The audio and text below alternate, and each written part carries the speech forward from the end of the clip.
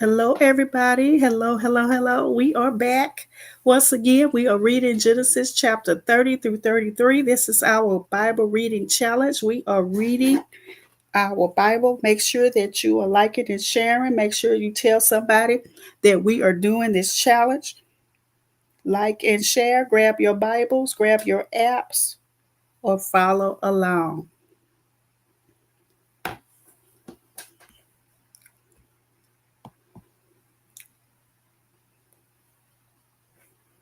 Okay, we are reading Genesis chapter 30. And I am in the NLT version. When Rachel saw that she wasn't having any children for Jacob, she became jealous of her sister. She pleaded with Jacob, "Give me children or I'll die." Then Jacob became furious with Rachel. "Am I God?" he asked. "He's one who has kept you from having children." Then Rachel told him, "Take my maid, Bilhah, and sleep with her. She will bear children for me, and through her I can have a family too." So Rachel gave her servant Bilhah to Jacob as a wife, and he slept with her. Bilhah became pregnant and presented him with a son. Rachel named him Dan, for she said, "God has vindicated me. He has heard my request and given me a son." Then Bilhah became pregnant again and gave Jacob a second son. Rachel named him Naphtali, for she said, "I have struggled hard with my sister and I'm winning." Meanwhile, Leah realized that she wasn't getting pregnant anymore, so she took her servant Zilpah and gave her to Jacob as a wife. Soon Zilpah presented him with a son. Leah named him Gad, for she said, "How fortunate I am." Then Zilpah gave Jacob a second son, and Leah named him Asher, for she said, "What joy is mine! Now the other women will celebrate with me." One day during the wheat harvest, Reuben found some mandrakes growing in a field and brought them to his mother Rachel begged Leah, "Please give me some of your son's mandrakes." But Leah angrily replied, "Wasn't it enough that you stole my husband? Now will you steal my son's mandrakes too?"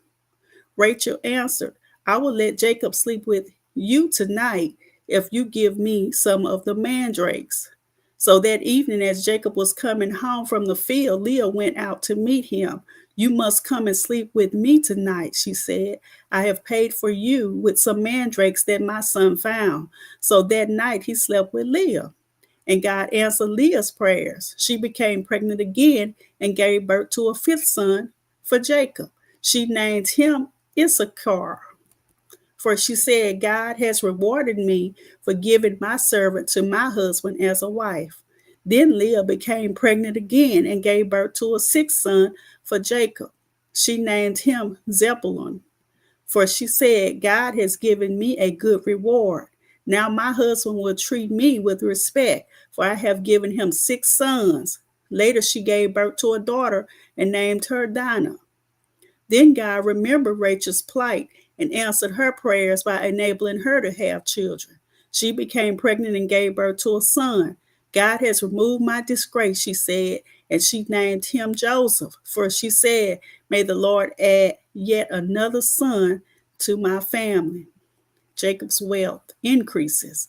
Soon after Rachel had given birth to Joseph, Jacob said to Laban, "Please release me so I can go home to my own country. Let me take my wives and children, for I have earned them by serving you, and let me be on my way. You certainly know how hard I have worked for you." "Please listen to me," Laban replied. "I have become wealthy, for the Lord has blessed me because of you. Tell me how much I owe you. Whatever it is, I'll pay it."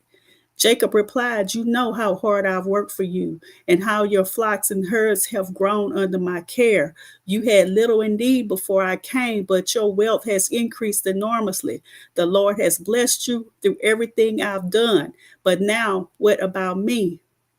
When can I start providing for my own family?" "What wages do you want?" Laban asked again. Jacob replied, "Don't give me anything. Just do this one thing, and I'll continue to tend and watch over your flocks. Let me inspect your flocks today and remove all the sheep and goats that are speckled or spotted, along with all the black sheep. Give these to me as my wages.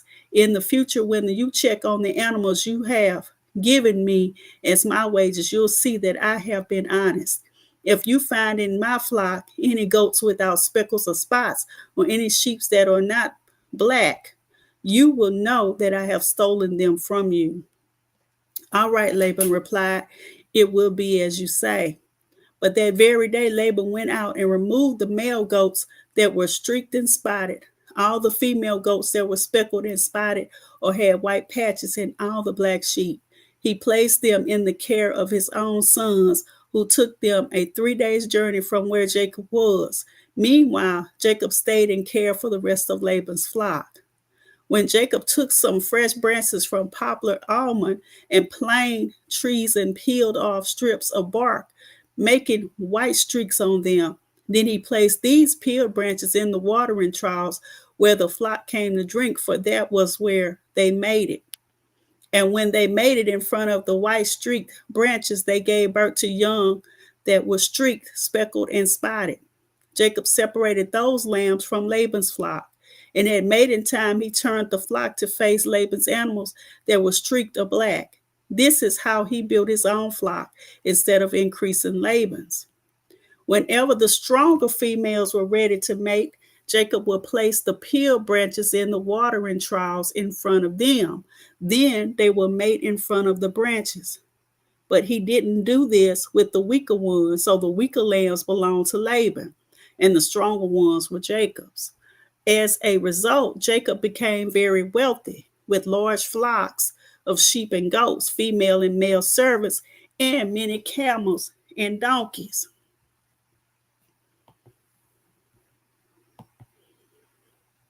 Okay, so now we're going to go on to chapter 31.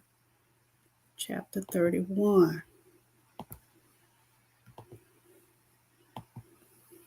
Jacob flees from Laban, but Jacob soon learned that Laban's sons were grumbling about him.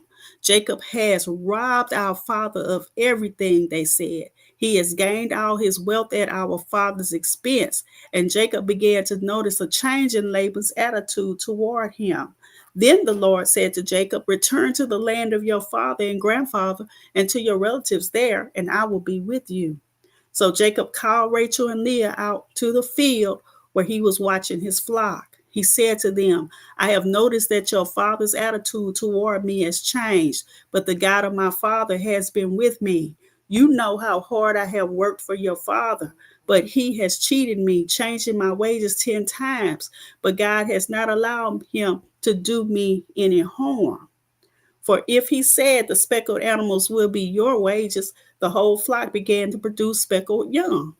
And when he changed his mind and said the striped animals will be your wages, then the whole flock produced striped young. In this way, God has taken your father's animals and given them to me. One time during the mating season, I had a dream and saw that the male goats mating with the females were streaked, speckled, and spotted. Then in my dream, the angel of God said to me, "Jacob, I replied, 'Yes, here I am.' The angel said, 'Look up, and you will see that only the streaked, speckled, and spotted males are mating with the females of your flock. For I have seen how Laban has treated you. I am the God who appeared to you at Bethel.' the place where you anointed the pillar of stone and made your vow to me. Now get ready and leave this country and return to the land of your birth.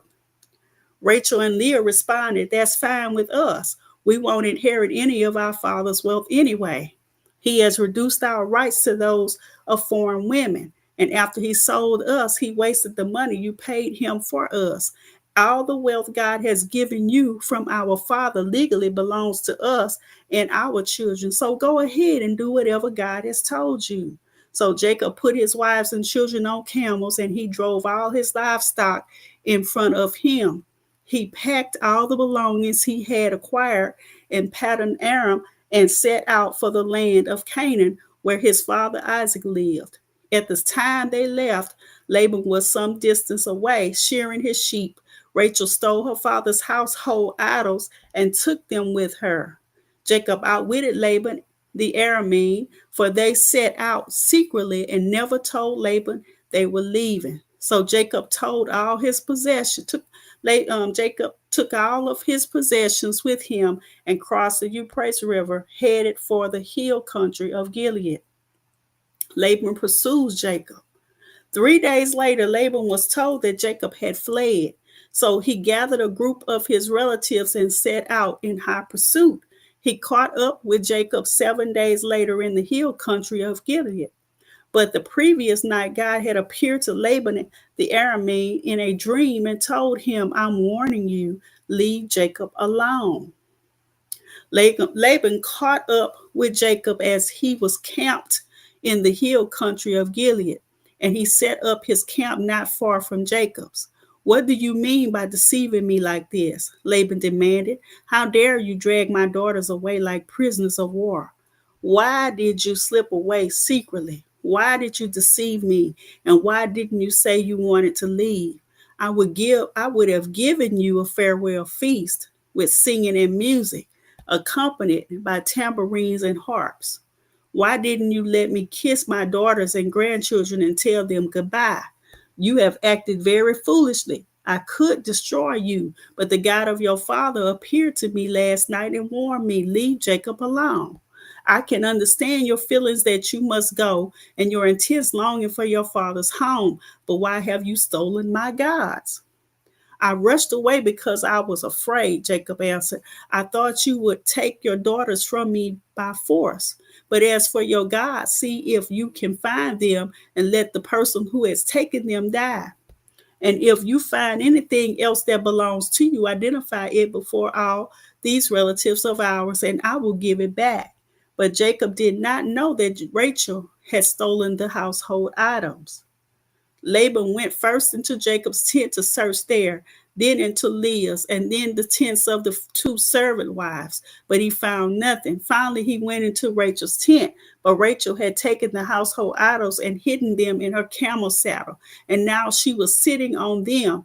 When Laban had thoroughly searched her tent without finding them, she said to her father, Please, sir, forgive me if I don't get up for you. I'm having my monthly period.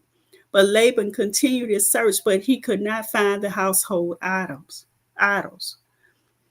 Then Jacob became very angry and he challenged Laban. What's my crime? He demanded. What have I done wrong to make you chase after me as though I were a criminal? You have rummaged through everything I own. Now show me what you found that belongs to you. Set it out here in front of us before our relatives for all to see. Let them judge between us. For 20 years I have been with you, caring for your flocks. In all that time, your sheep and goats never miscarried. In all those years, I never used a single ram of yours for food. If any were attacked and killed by wild animals, I never showed you the carcass and asked you to reduce the count of your flock. No, I took my loss. You made me pay for every stolen animal, whether it was taken in broad daylight or in the dark of night. I worked for you through the scorching heat of the day and through cold and sleepless nights. Yes, for 20 years, I slaved in your house. I worked for 14 years earning your 2 daughters, and then 6 more years for your flock.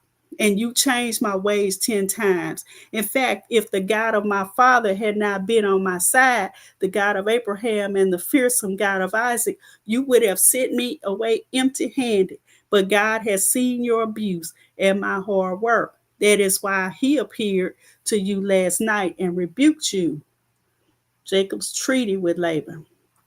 Then Laban replied to Jacob, these women are my daughters. These children are my grandchildren, and these flocks are my flocks. In fact, everything you see is mine. But what can I do now about my daughters and their children? So come, let's make a covenant, you and I will be a witness to our commitment. So Jacob took a stone and set it up as a monument. Then he told his family members, gather some stones. So they gathered stones and piled them in a heap. Then Jacob and Laban sat down beside the pile of stones to eat a covenant meal. To commemorate the event, Laban called the place Jegar Sethutha, which means witness pile in Aramaic. And Jacob called it Gatley, which means witness pile in Hebrew. Then Laban declared, this pile of stones will stand as a witness to remind us of the covenant we have made today. This explains why it was called Gatley, witness pile. But it was also called Mizpah, which means watchtower. For Laban said, may the Lord keep watch between us to make sure that we keep this covenant when we are out of each other's sight. If you mistreat my daughters or if you marry other wives, God will see it even if no one else does. He is a witness to this covenant between us. See this pile of stones, Laban continued, and see this monument I have set between us. They stand between us as witnesses of our vows. I will never pass this pile of stones to harm you, and you must never pass these stones or this monument to harm me. I call on the God of our ancestors, the God of your grandfather Abraham and the God of my grandfather Nahor, to serve as a judge between us. So Jacob took an oath before the fearsome God of his father Isaac to respect the boundary line. Then Jacob offered a sacrifice to God there on the mountain and invited everyone to a covenant feast. After they had eaten, they spent the night on the mountain. Laban got up early the next morning and he kissed his grandchildren and his daughters and blessed them. Then he left and returned home.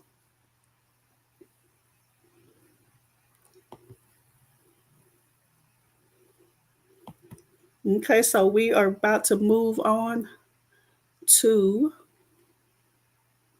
the next chapter.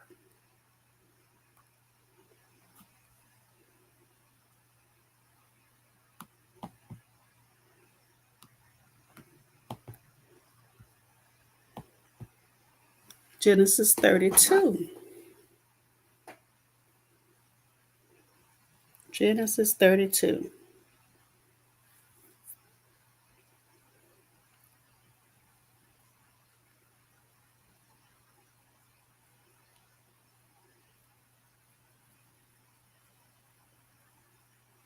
Okay, just check to make sure that we're good.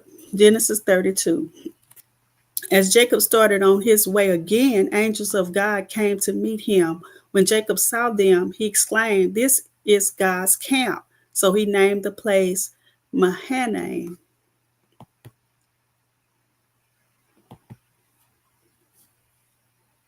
Jacob sends gifts to Esau.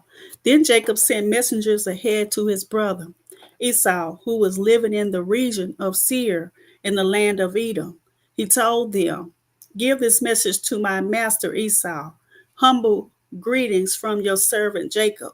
Until now, I have been living with Uncle Laban, and now I own cattle, donkeys, flocks of sheep and goats, and many servants, both men and women. I have sent these messengers to inform my Lord of my coming, hoping that you will be friendly to me. After delivering the message, the messengers returned to Jacob and reported, we met your brother Esau, and he is already on his way to meet you with an army of 400 men. Jacob was terrified at the news. He divided his household along with the flocks and herds and camels into two groups. He thought, if Esau meets one group and attack it, perhaps the other group can escape. Then Jacob prayed, O God of my grandfather Abraham and God of my father Isaac. O Lord, you told me, return to your own land and to your relatives, and you promised me I will treat you kindly, and I am not worthy of all the unfailing love and faithfulness you have shown to me, your servant. When I left home and crossed the Jordan River, I owned nothing except a walking stick. Now my household fills two large camps. O Lord, please rescue me from the hand of my brother Esau. I am afraid that he is coming to attack me, along with my wives and children. But you promised me I will surely treat you kindly, and I will multiply your descendants until they become as numerous as the sands along the seashore, too many to count. Jacob stayed where he was for the night. Then he selected these gifts from his possessions to present to his brother Esau: 200 female goats, 20 male goats, 200 ewes, 20 rams, 30 female camels with their young, 40 cows, 10 bulls, 20 female donkeys, and 10 male donkeys. He divided these animals into herds and assigned each to different servants. Then he told his servants, go ahead of me with animals, but keep some distance between the herds. He gave these instructions to the men leading the first group.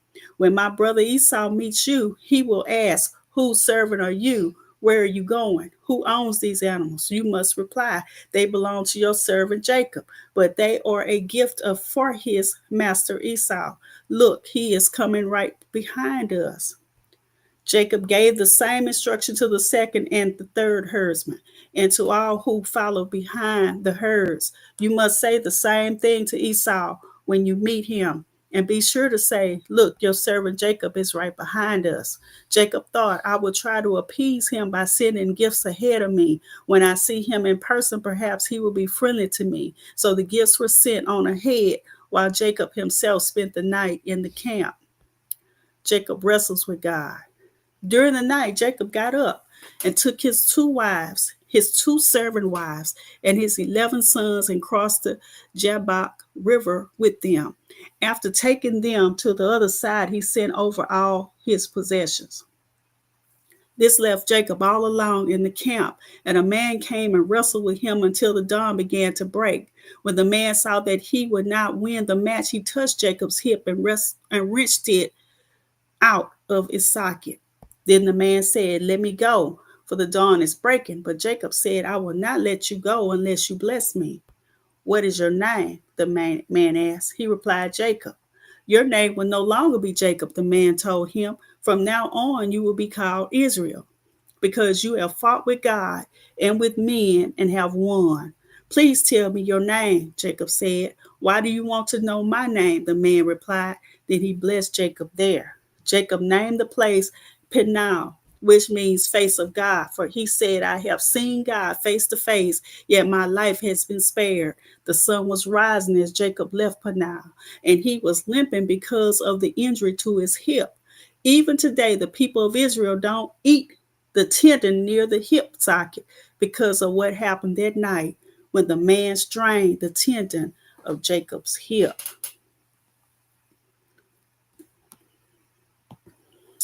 So now we are moving right along. We are going on to Genesis chapter 33.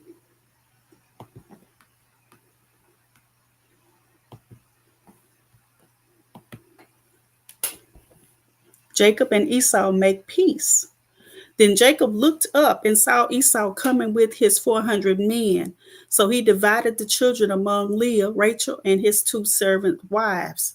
He put the servant wives and their children at the front, Leah and her children next, and Rachel and Joseph last. Then Jacob went on ahead. As he approached his brother, he bowed to the ground 7 times before him. Then Esau ran to meet him and embraced him, threw his arms around his neck and kissed him, and they both wept. Then Esau looked at the women and children and asked, who are these people with you? These are the children God has graciously given to me, your servant, Jacob replied. Then the servant wives came forward with their children and bowed before him. Next came Leah with her children, and they bowed before him. Finally, Joseph and Rachel came forward and bowed before him. And what were all the flocks and herds I met as I came? Esau asked. Jacob replied, they are a gift, my lord, to ensure your friendship. My brother, I have plenty, Esau answered. Keep what you have for yourself. But Jacob insisted, no, if I have found favor with you, please accept this gift from me. And what a relief to see your friendly smile. It is like seeing the face of God. Please take this gift I have brought you, for God has been very gracious to me. I have more than enough. And because Jacob insisted, Esau finally accepted the gift. Well, Esau said, let's be going. I will lead the way. But Jacob replied, you can see, my lord, that some of the children are very young, and the flocks and herds have their young too. If they are driven too hard, even for one day, all the animals could die. Please, my lord, go ahead of your servant. We will follow slowly at a pace that is comfortable for the livestock and the children. I will meet you at Seir. All right, Esau said, but at least let me assign some of my men to guide and protect you. Jacob responded, that's not necessary. It's enough that you have received me warmly, my lord. So Esau turned around and started back to Seir that same day. Jacob, on the other hand, traveled on to Succoth. There he built himself a house and made shelters for his livestock. That is why the place was named Succoth, which means shelters. Later, having traveled all the way from Paddan Aram, Jacob arrived safely at the town of Shechem in the land of Canaan. There he set up camp outside the town. Jacob bought the plot of land where he camped from the family of Hamor, the father of Shechem, for 100 pieces of silver. And there he built an altar and named it El Ikoi, Israel. So we have just read from the book of Genesis, chapter 30 through 33. 30 through 33. I pray all is well. I pray that this reading has blessed you in a mighty way. And I pray that you will be blessed, like and share. Make sure that you let someone know that we are reading, doing our Bible scripture reading. Be blessed, everybody.